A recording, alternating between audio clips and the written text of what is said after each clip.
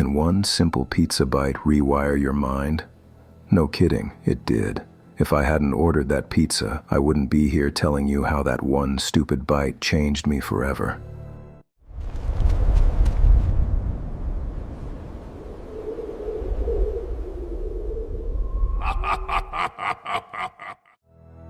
It started late one night. I was restless, wide awake, while the rest of the house slept. My phone screen was the only light in my room, and I was scrolling through the food delivery app just to kill time. I wasn't starving, just bored, but nothing looked good. Tacos, wings, burgers, they all felt stale, like I'd seen the same photos 1,000 times. I was about to close the app when the screen glitched. Not a normal crash, more like a flicker, like water rippling over glass. Then this banner slid in across the top. Black background, red lettering that almost bled into the edges. A slice of pizza steaming in the image, but the animation didn't loop right. The steam twitched and froze, then jerked forward again. The name of the place made my stomach knot. Massa Inferno. I had never heard of it. The name felt wrong, heavy in my head, like a word I shouldn't know. I tapped it anyway. The menu was one item long, sinister beef with pepperoni and cheese. That was it.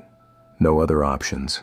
No add extra cheese, no sizes, no crust choices, just one pizza. The photo looked disturbingly real, every detail sharp. The bubbles in the cheese, the slick of grease on the pepperoni, the dark marbled beef glowing like coals. The description said, "Caution, one bite and you'll never order anything else." I took it like an ordinary marketing pitch, rolling my eyes and thinking, yeah, that's what they all say. The reviews were worse. Some were gibberish symbols, others read like frantic confessions. It won't let me stop. My tongue is burning. More. Every single one was 5 stars. Hundreds of them.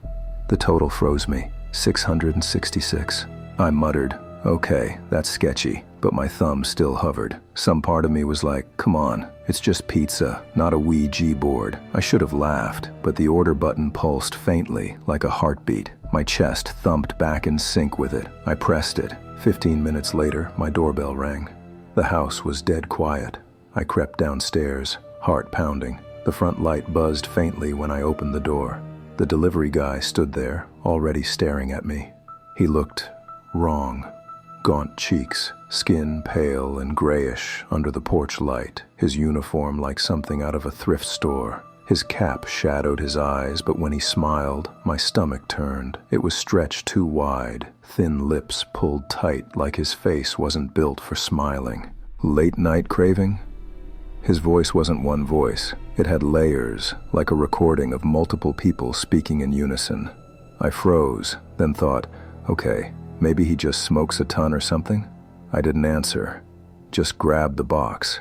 It was hot, damp warmth radiating through the cardboard like holding someone's breath. I hesitated, then blurted, "Man, this is damn fresh and hot." The rider's smile twitched wider. "By the way," I asked, trying to sound casual, "how come you guys have just one pizza on the menu? No other flavors, nothing?" He tilted his head. "Sir, this one pizza is all that you need." The smirk that followed made my skin crawl. "Please don't forget to drop a review after you eat." When I looked back up, he was already halfway down the driveway, walking smooth and silent, never turning around. Inside, I opened the box. It was a medium size, not too big, not too small, just the kind of size you could demolish alone if you were hungry enough. The smell slammed into me, smoky, rich, intoxicating. My mouth flooded instantly. I didn't bother with a plate. The first bite was like nothing I'd ever tasted. The crust snapped, the cheese stretched, and the beef, God, the beef sang in my jaw. The flavor shifted as I chewed, sweet, then salty, then something metallic and sharp. Instead of making me full, it hollowed me out. By the time I swallowed, my stomach was growling louder. I ate slice after slice, barely breathing. By the end, my hands shook, my chest heaved, my brain screamed for more, but the box was empty. I scrambled to the app, desperate to reorder. The listing was gone, not even in my order history, like it had never been there at all. My brain scrambled. What? Where did it go? I just ordered it. I stared at the blank screen, waiting for it to refresh, then shrugged it off.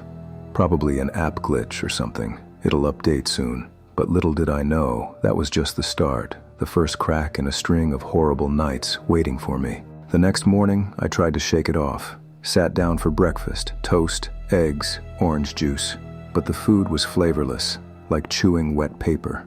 At lunch, pizza from our neighborhood bakery was chalky and dry. Dinner that night was spaghetti, my favorite. I spit it out after 2 bites. Everything tasted dead. That night, I sat in bed refreshing the app until my eyes hurt. Just as I was about to give up, the banner flickered back in. Same colors, same pulsing breath. Finally, I whispered, grinning like an idiot. I ordered instantly. This time it took around 12 minutes. Same guy at the door, same smile. "Missed you," he said. Before he could say anything else, I blurted out a quick, "Yeah," handed him the money and slammed the door shut. I couldn't wait another second to take a bite of that heavenly pizza. I didn't even make it to the kitchen. I tore open the box on the stairs and ate until grease ran down my chin. After that, it was every night. Sometimes the banner appeared at 1 a.m., sometimes closer to 3, but it always came, just for me. And every time, the same writer delivered, same smile, same layered voice. Sometimes he whispered things I didn't understand. "You're getting there," he'd murmur, pressing the box into my hands. Each time I thought, getting where? But I never asked out loud. Other food became impossible. I couldn't even pretend. Everything tasted like dust, and I got desperate. At first, I stole a few bills from my dad's wallet, then my mom's hidden envelope of cash. Then, when that wasn't enough, I slipped my dad's credit card from his desk drawer. "I'll pay it back," I lied to myself, even though I knew I wouldn't. At first, I hid the boxes like it was some dumb teenage habit, under the bed, behind the washing machine, stuffed into black trash bags in the garage. Hiding junk was nothing new. I used to do the same with empty chip bags and soda cans when I didn't want to get nagged. But this was different. The boxes piled up faster than I could stash them away. Soon they weren't just hidden, they were creeping into corners of the house, spilling out like they were multiplying on their own. My room reeked of grease and rot. My fingers were always orange. Then, one late night, while going through his emails at the kitchen table, my dad spotted the charges on his card. Hundreds of dollars tied to some vendor called MX Infralogistics.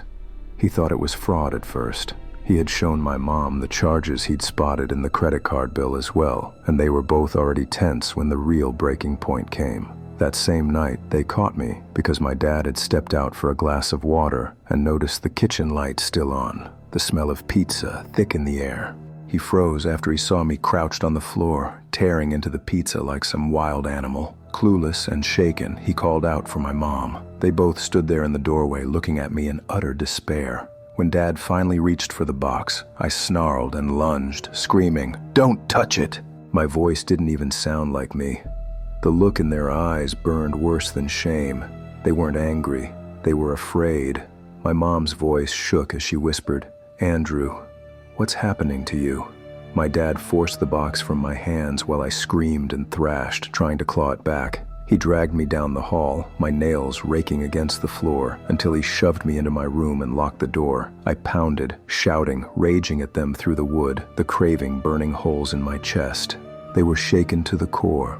I had never behaved like that before, never shouted at them, certainly not over a stupid pizza. Being spiritual and church-going, they figured something was terribly off. Instead of seeking psychological help, they decided to call Father Elias. When he came, they explained the sudden shifts they'd noticed in me over the past few days. How I barely ate, how nothing seemed to taste right, how the greasy smell lingered through the house, and above all the kitchen incident last night. They admitted they never took it seriously, until now. He wasn't just some church guy. They trusted him. He came in quietly, wearing his long coat, a little wooden cross peeking from his pocket. He didn't look shocked by the trash bags of boxes. Instead, he started asking me questions, his voice calm but sharp. What time did the orders usually appear? What did the delivery man look like? How quickly did he come? And a few other small questions I cannot recall. I told him the truth, how the banner only showed up late at night, how the same rider came every time, how none of the past orders were ever saved in the app, and how they only offered one flavor, the so-called sinister beef with pepperoni and cheese. Father Elias nodded slowly, then closed his eyes and whispered something I couldn't catch. He asked for a glass of water. When my mom brought it, he handed it to me and told me to dip my tongue in for a few seconds. I did, awkwardly. And then he took the glass back. He held it up to the light, murmured a short prayer, and stared into it as if reading something hidden there. Finally, he turned his gaze toward me. "It's a hunger demon," he said flatly. I laughed, but it came out cracked. "What, like out of a movie?" He didn't smile. "They feed through offerings.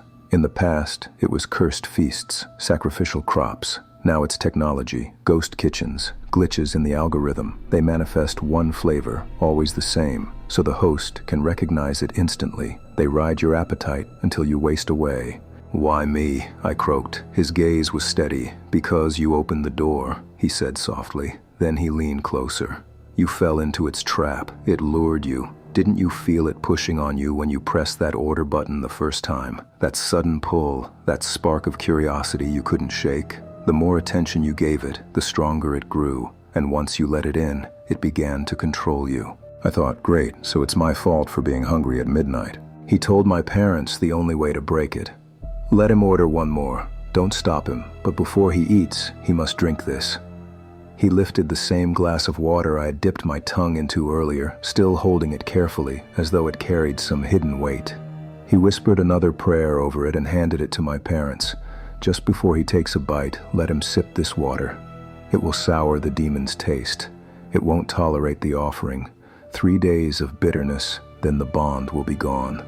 He looked between my parents. "And one more thing. You need to gather every empty pizza box hidden in this house. All of them. Stack them by the fireplace. The moment he recoils in disgust at that first bite, throw every last box, including the fresh one, into the flames. Don't stop until it's all ash." I swallowed hard and suggested, "Why don't you stay the night? I can order the pizza in front of you guys. Then you'll see who delivers it, how it happens." Father Elias shook his head. "It won't work if we're here.